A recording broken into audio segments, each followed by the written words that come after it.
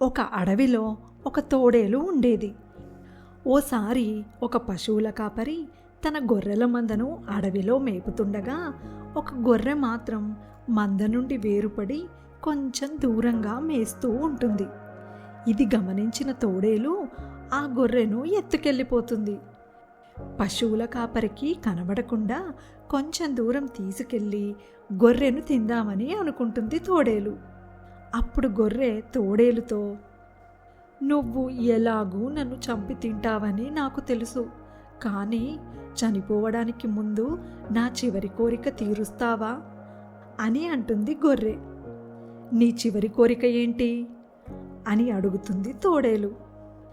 నువ్వు చాలా బాగా పాటలు పాడతావని నేను ఎప్పుడో విన్నాను.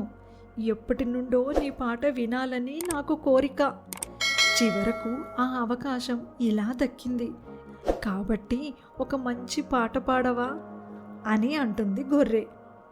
తోడేలు సరే అని పాట పాడటం మొదలు పెడుతుంది.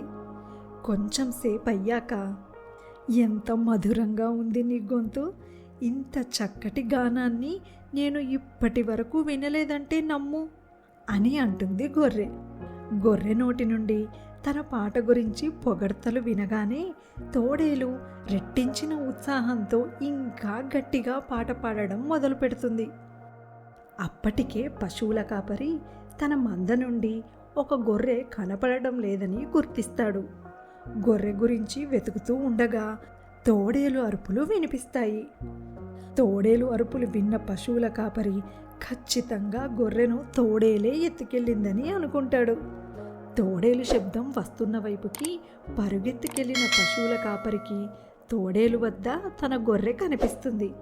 తోడేలును కర్రతో చితగ్గొట్టి తరిమేస్తాడు. ఇంతలో గొర్రె తన మంద వైపు పరిగెత్తుకుంటూ వెళ్ళి మందలో కలిసిపోతుంది.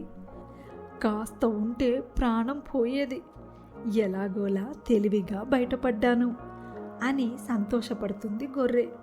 సమస్య ఎదురైనప్పుడు కంగారు పడకుండా కొంచెం తెలివిగా ఆలోచిస్తే ఎటువంటి సమస్య నుండైనా బయటపడవచ్చు.